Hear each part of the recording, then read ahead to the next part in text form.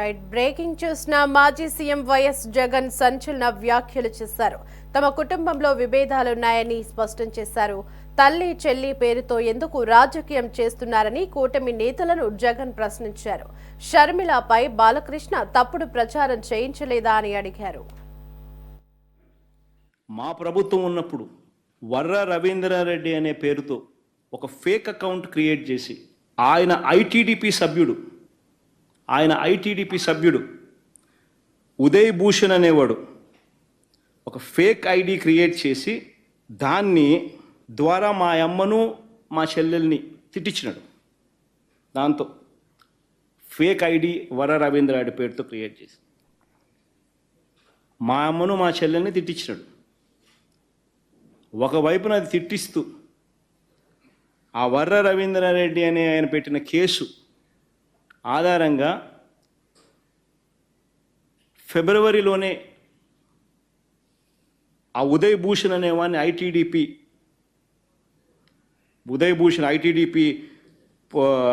ITDP సభ్యుడైన Uday Bhushan arrest కూడా చేసినారు పోలీసులు విత్ ఆధారాలు. మరి ఎంత దారుణమైన నికృష్టుడు అంటే ఈ చంద్రబాబు నాయుడు అనే వ్యక్తి తన స్వార్థం కోసం ఎవరి మీదైనా సరే క్యారెక్టర్ అసాసినేషన్ చేస్తాడు. ఈయనే మన సింపథైజర్ ఎవరైనా ఉంటే వాళ్ళ పేరుతో ఫేక్ ఐడి క్రియేట్ చేస్తారు, వాళ్ళతో వాళ్ళను తిట్టిస్తాడు, మనం తిట్టించినామని బయట ప్రచారం చేస్తాడు. అంటే ఇటువంటి మనిషి ప్రపంచ చరిత్రలో చాలా అరుదుగా పుడతాడు. ఒక రాక్షసులు అప్పుడప్పుడు పుడతా అంటారు. ఈ మనిషి నిజంగా అట్లా అంటాడు. మన కర్మ ఏంటంటే ఆంధ్రప్రదేశ్లో పుట్టడం. నేను ఏ చంద్రబాబు నాయుడు అడుగుతా ఉన్నా, అయ్యా చంద్రబాబు, సూటిగా నేను చంద్రబాబుని ఒకటే ప్రశ్న అడుగుతున్నా. అయ్యా చంద్రబాబు, నీ తల్లిదండ్రులు ఎవరో ఈ రాష్ట్ర ప్రజలకు ఎప్పుడైనా చూపించావా? చంద్రబాబుని అడుగుతాను ఇదే సూటి ప్రశ్న. మానవతా విలువల గురించి మాట్లాడే నైతిక హక్కులు ఈ మనిషికి లేవు.